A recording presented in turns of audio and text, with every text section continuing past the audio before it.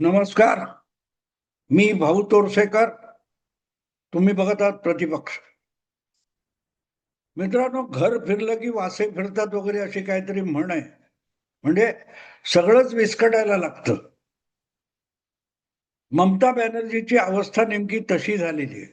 आणि त्या ममता बॅनर्जीची कशाला, आजवरच्या अनेक राजकीय घडामोडींमध्ये आपण एकछत्री, निरंकुश, मनमानी करणाऱ्या अनेक राजकीय नेत्यांची अशी अवस्था होताना बघितलेली आहे. अगदी काँग्रेसपासून उद्धव ठाकरेंच्या शिवसेनेपर्यंत ज्यावेळेला नेत्यांना आपल्या कार्यकर्त्यांची पर्वा नसते, अशा वेळेला तो पक्ष आणि त्याची संघटना टिकणं अवघड होऊन जातं. कारण नेत्यांचं ठीक आहे, नेते आपल्या उद्धव ठाकरे मातोश्रीतून बाहेरच पडत नाही, त्यांना सामान्य लोक भेटत नसतात. शरद पवार कितीही अगदी महाराष्ट्राचा जाणता नेता आणि आपल्या तळहातासारखा महाराष्ट्र माहिती असलेले शरद पवार असं म्हटलं तरी सामान्य लोकांशी शरद पवारांच्या बड्या नेत्यांचा थेट संपर्क येत नसतो. नेता आणि सामान्य जनता यांना जोडणारा दुवा कार्यकर्ता असतो. आणि म्हणूनच कार्यकर्त्यांची काळजी नेत्याने नेहमी घ्यायची असते. आणि हे करताना कधीही आपल्या एखाद्या कृतीमुळे, आपल्या एखाद्या निर्णयामुळे सामान्य कार्यकर्त्याला, पक्षाच्या कार्यकर्त्याला जनतेमध्ये जाऊन मिसळणं अवघड होऊन जाईल, त्याला आपल्या परिसरामध्ये, आपल्या घराजवळ राहता येणार नाही, लोक त्याला टोचून बोलतील, अशी परिस्थिती येता कामा नये. परिवारामध्ये, कुटुंबामध्ये, समाजामध्ये त्या कार्यकर्त्याची छी-थू होणार नाही, असं नेत्याने वागणं आवश्यक असतं. कारण तो कार्यकर्ता तुम्हाला मतदारापर्यंत, सामान्य माणसापर्यंत घेऊन जात असतो, तुमचं कौतुक सांगत असतो, तुमच्यासाठी मतं आणत असतो. आणि म्हणून नेत्याच्या प्रत्येक कृतीमध्ये, वक्तव्यामध्ये याचं भान असलं पाहिजे की आपण जे बोलतोय, आपण जे करतोय, त्यामुळे आपल्या कार्यकर्त्याला, आपल्या पाठीराख्याला त्याच्या जगण्यामध्ये अडचण होऊ नये. पण नेते जेव्हा सत्तेच्या आहारी जातात आणि अहंकारी होतात, तेव्हा त्यांना कार्यकर्ता, संघटना यांची पर्वा राहत नाही. आणि ते जी मनमानी करतात त्याची उत्तरं बिचारा सामान्य रस्त्यावरच्या कार्यकर्त्याला द्यायला लागतात. आणि तरीही बिचारा कार्यकर्ता अनेकदा निष्ठेने नेत्याच्या पाठीशी उभा राहतो. पण त्याच्याही काही मर्यादा असतात, लक्ष्मण रेषा असतात.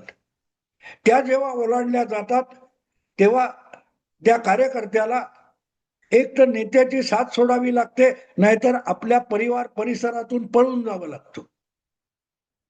ममता बॅनर्जींची अवस्था नेमकी आज तशी झालेली आहे. 15 वर्ष एक खांबी नेतृत्व करताना त्यामध्ये ज्या प्रकारचा अहंकार ममता दिदीमध्ये भरलेला होता, त्यामुळे त्यांना आपल्या नावावर मतं मिळतात, कार्यकर्त्यांची महत्ता काही नाही अशी धारणा झाली. आणि त्यामुळेच अगदी 4 मे पर्यंत ज्या प्रकारे ममता दिदी वागल्या,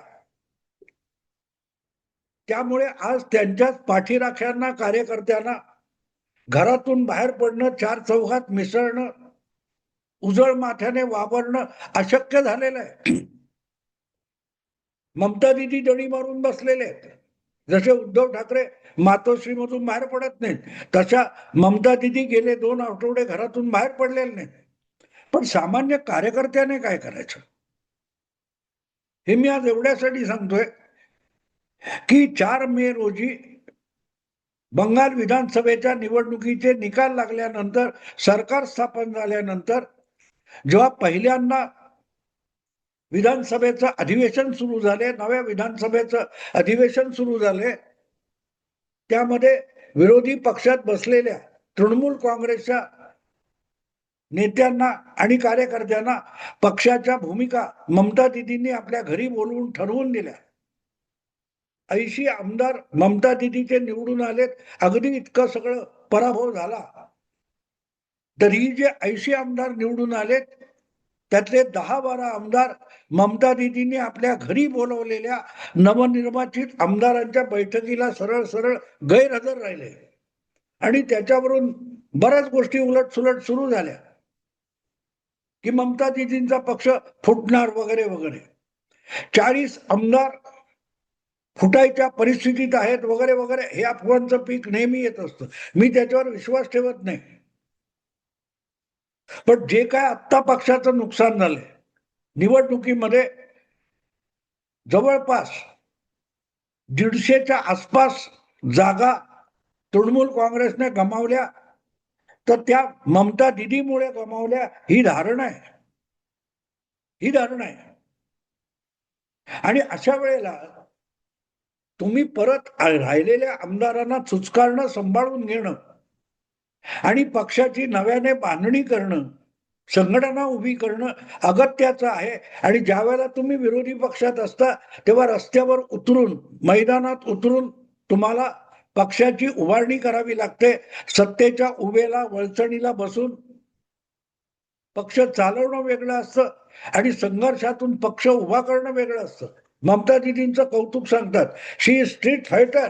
ती सुखासुखी पराभव मान्य करून मान खाली घालून बसणार नाही. पण कुठे आहे ती स्ट्रीट फायटर?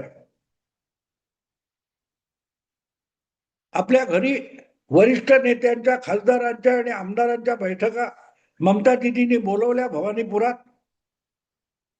आणि जे काय आदेश दिले होते त्यानुसार जी बुलडोजर कारवाई अनेक ठिकाणी चालू आहे, हावडा स्टेशन बाहेरची सगळं अतिक्रमण हटवून टाकलं.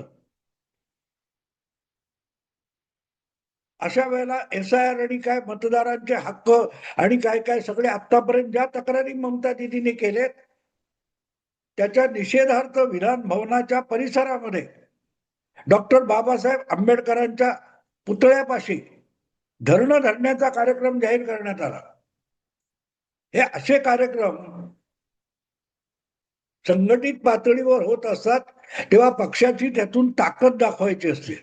आम्ही निवडणुकीत हरलो असो, पण आमची संघटना आणि पक्ष आजही मजबूत आहे हे दाखवण्यासाठीच अशा स्वरूपाची धरणी, निदर्शनं केली जात असतात. पण गंमत बघा, निवडणुकीचे निकाल लागून सत्तांतर घडले आणि नवं सरकार आले, त्याच्या निषेधार्थ विधान भवनातच, विधान भवनाच्या परिसरामध्ये जे धरण्याचा कार्यक्रम तृणमूल काँग्रेसतर्फे आयोजित करण्यात आला होता त्यामध्ये अवघे 35 आमदार तृणमूल काँग्रेसचे हजेरी लावत होते, घोषणा देत होते वगैरे वगैरे, प्लाकार्ड वगैरे. पण तृणमूल काँग्रेस पक्षाचे 80 पेक्षा अधिक आमदार निवडून आलेत, 80-81 काहीतरी. त्यापैकी फक्त 35 आमदार या धरण्यामध्ये सहभागी झाले. याचा अर्थच कमीत कमी 45 आमदार तिथे हजर नव्हते. आणि ही जागा कुठेतरी विधान भवनापासून दूर वगैरे नाहीये. विधानसभेचं अधिवेशन चालू आहे आणि आमदार याचं सगळ्यात मोठं कर्तव्य विधानसभेतली हजेरी असते, विधान भवनाच्या परिसरामधली हजेरी असते. आणि तिथेच असलेल्या धरण्यामध्ये जर तृणमूल काँग्रेसचे नव्याने निवडून आलेले 45 आमदार पक्षासाठी आयोजित केलेल्या पहिल्या जाहीर धरण्याच्या कार्यक्रमातून गायब असतील तर घर फिरलं आणि वासे फिरले असं म्हणावं लागतं. अर्थात हे काय पहिलं नाही, उद्धव ठाकरेंची अवस्था पण बघितली. 20 जून 2022 विधान परिषदेसाठी मतदान करून निघालेले 15, 20, 22 आमदार थेट सुरतला गेले आणि ते पुढे गुवाहाटीला पोहोचले. तोपर्यंत ती संख्या 40-41 झालेली होती. उद्धव ठाकरेंना या आमदारांनी झुगारलं तर कशाला झुगारलं?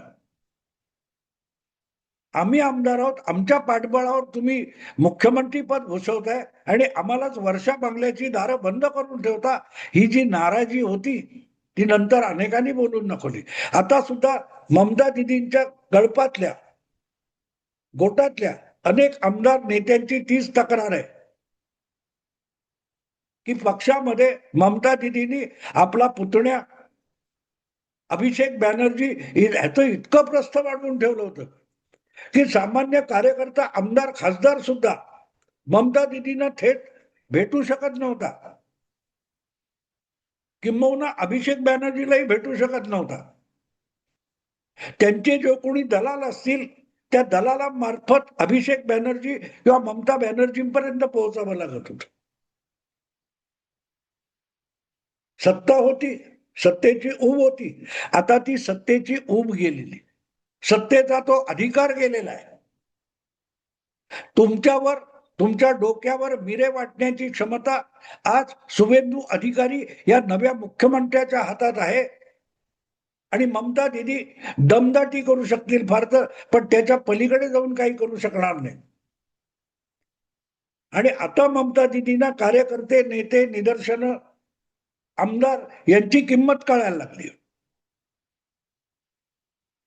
पण मग ज्या वेळेला कालपर्यंत खाली वाकून मुजरा करणारा असतो त्याला आपली किंमत कळते आणि तुमची किंमत कमी झालेली आहे याची जाणीव होते, तेव्हा तो तुमच्या दमदाटीला घाबरत नाही, दमदाटीला घाबरत नाही. आठवतं मध्यंतरी एक चर्चा चालू होती, उद्धव ठाकरेंच्या पक्षातले जे 9 खासदार आहेत लोकसभेचे, त्यातले 6 ते 7 लोक शिंदे शिवसेनेत जाणार आहेत. काय तक्रार होती? आम्हाला कोणी भेटत नाहीत, ना पक्षप्रमुख भेटतात, ना त्यांचे लाडके चिरंजीव भेटतात, ना आमच्याकडे जिल्हा परिषद नगरपालिका निवडणुकीसाठी हे पिता पुत्र फिरकतात. हीच तक्रार होती ना. ममता दिदीकडची तक्रार सुद्धा वेगळी नाही. पण या तक्रारी दबल्या जातात जेव्हा तुमच्या हातात अनिर्बंध सत्ता असते. पक्षप्रमुखच मुख्यमंत्री होता आणि ज्यांच्या बळावर ते मुख्यमंत्री पद मिळवले त्यांना शिवसेनेमध्ये काडीची किंमत नव्हती. तिथे सगळं गणित विस्कटत गेलं आणि उद्धव ठाकरेंना 2.5 वर्षांनी सत्ता सोडावी लागली. आज ममता बॅनर्जींची अवस्था ती आहे.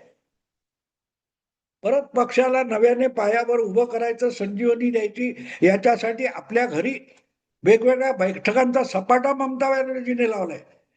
जसं नाराज खासदार जातील या भीतीपोटी उद्धव ठाकरेंनी मातोश्रीवर त्या सगळ्या आमदारांना, खासदारांना बोलवून घेतलं होतं.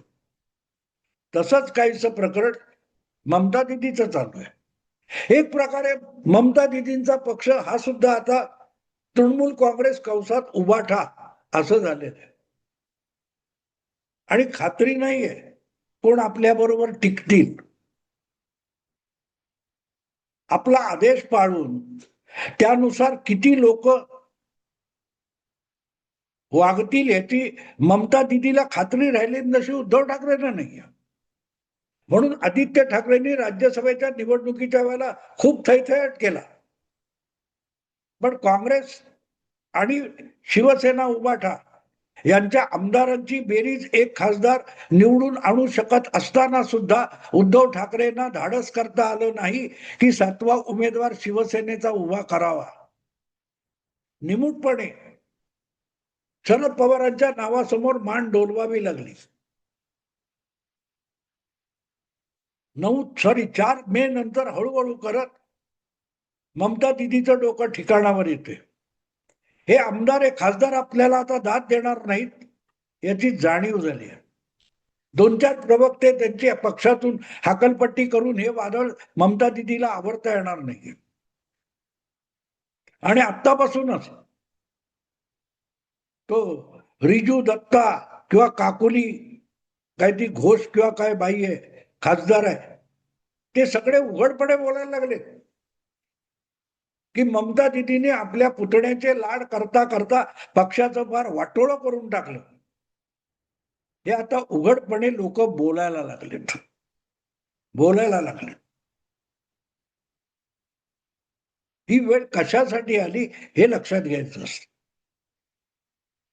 आपण कितीही मोठे होऊ, पण जो शिखरावर बसलेला असतो त्यांनी एक लक्षात ठेवायचं असतं, जितक्या खालच्या खालच्या थरामध्ये सामान्य माणसं असतात ते तुमचा बोजा पेलत असतात म्हणून तुम्ही शिखरावर बसलेले असतात. तुम्ही कळसावरचा कलश असाल, पण मंदिराच्या पायातले दगड त्या कलशाला देवापेक्षाही उंच करून ठेवतात. तेव्हा कलशाने पायातल्या दगडांना हिणवायचं नसतं, अपमानित करायचं नसतं. आणि म्हणूनच गडगडलेला कोसळलेला पक्ष परत सावरण्यासाठी जे पहिलं आंदोलन जाहीरपणे ममता दिदींनी हाती घेतलं आणि विधान भवनामध्ये बुलडोजर वगैरे कारवाईच्या विरोधामध्ये आंबेडकर पुतळ्यासमोर धरण्याचा कार्यक्रम घेतला, त्याला अर्ध्यापेक्षा अधिक नवनिर्वाचित आमदार गायब राहिले.